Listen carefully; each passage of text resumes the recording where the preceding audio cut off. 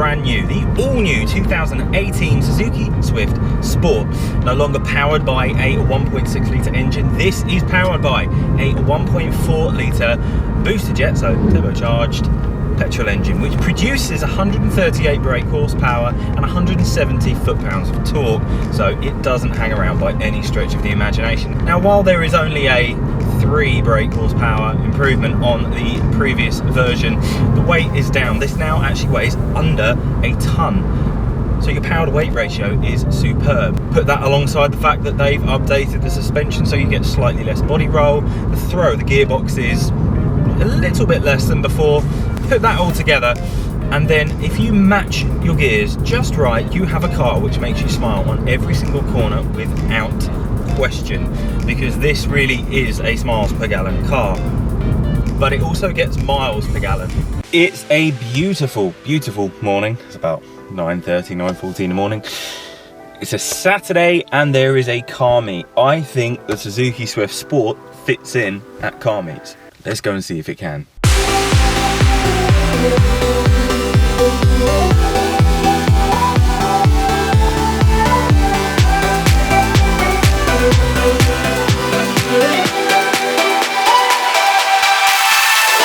I've arrived, so I guess I better wait for the rest of the cars because I must be early.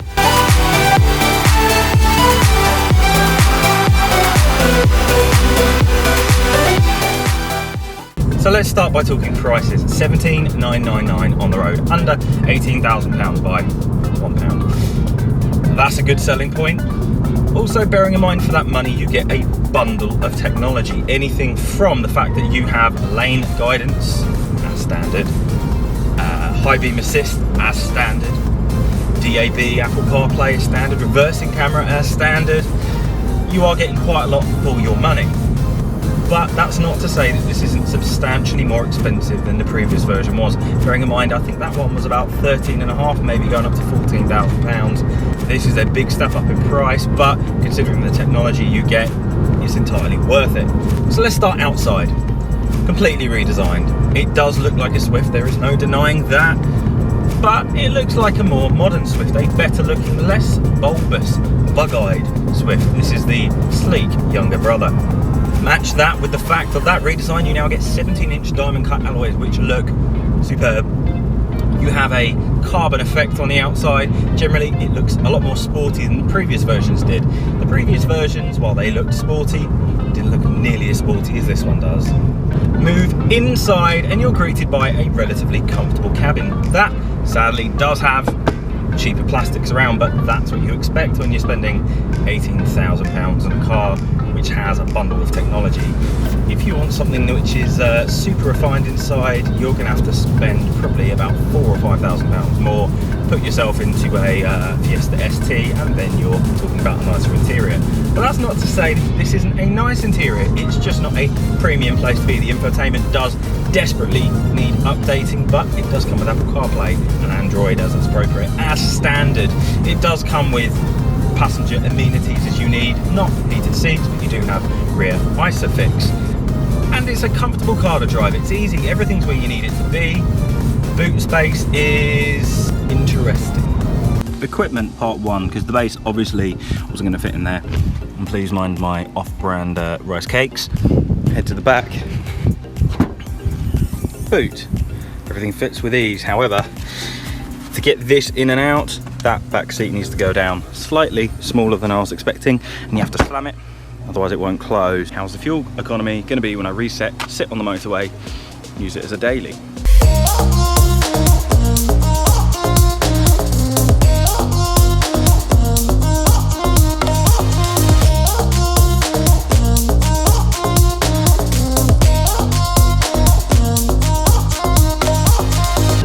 The result, a comfortable, easy 49.9 miles per gallon, which, considering the fact that when you put your foot down this gets substantially less, to have the capability to get that on a run, really good.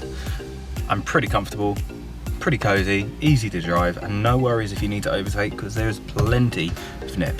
While it looks extensive, it's not as big as you expect it to be. In fact, the boot of a Fiesta takes my amp correctly without having to move the seats and put them down, where this well, I have to put a seat down to fit the amp cabinet in. Not to say that's a bad thing, it's just something to consider. If you have slightly bigger items, the boot can be slightly restrictive. Aside from that, your passenger comfort inside and your height above you is brilliant, and generally you're going to be pretty comfortable. So on to the bit that you're probably watching about, performance, because let's face it, if you weren't interested in performance, you'd be watching a review of a normal Swift. So let's get to it. 138 brake horsepower, 170 foot-pounds of torque, 0 to 60 in 8 seconds, but I dare say that this does actually turn it around a little bit quicker than that. A max speed of 130 miles an hour, and fuel economy they claim at 47-ish combined.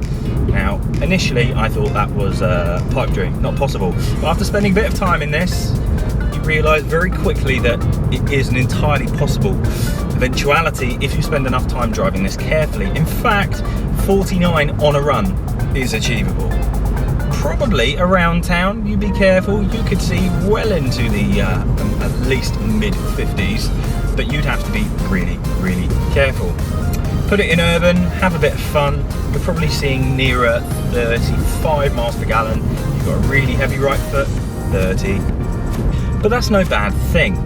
Really, 30 miles per gallon of something that gives you this much fun, that has that amount of torque and is generally that great, a lot of bang for your buck there. Ideal world fuel economy, something which you're probably looking at just a little bit with a vehicle like this. So I'm gonna try and drive as carefully as I can, as smoothly as I can, and hit as little traffic as I can.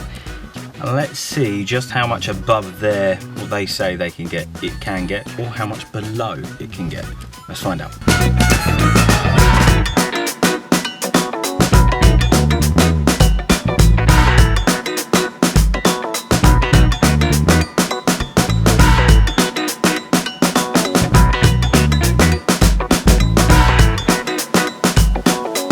There's your answer, and that's pretty impressive. But what you need to know is that that wasn't a proper run. That is me being as careful as I physically can be on that route and being fortunate enough not to get stuck behind too many slow people, too many cyclists. But it was 30 mile an hour, 40 mile an hour, 60 mile an hour, back to 30, overtaking here and there.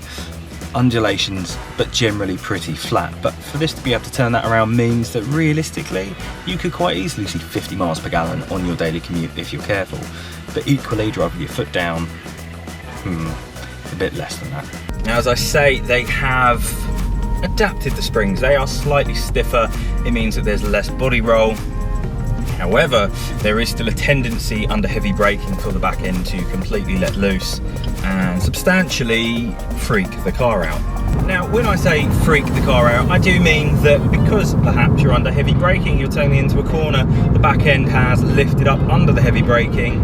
As a result, the car thinks you're about to crash and die, so it turns the hazard warning lights on. As a result, anyone behind you in a car that isn't so quick at picking stuff up like that thinks that you're just driving a bit like a tool because your hazard warning lights are constantly coming on. But aside from that, I found driving this on a daily point of view, on a weekend point of view, just having fun. You can have bundles, and you can have bundles for not a lot of money. And this really is a car that you throw into every turn and enjoy every movement that's going on. My only real negative towards it is the gearbox. This is the same gearbox as before, it's just got a slightly different throw. It's a bit clunky, it's a bit noisy, it's not overly refined. If they could change that to something a bit more refined, update this infotainment, then they're on to a winner as far as I'm concerned. I'm not saying it isn't a winner now, it is a superb vehicle. But those are bits that would win it for me. If you've made it this far into the video, please drop a like and subscription. If you aren't already subscribed, leave me a random comment, anything. I would appreciate your input, and I'll see you in the next one. Till then, have fun.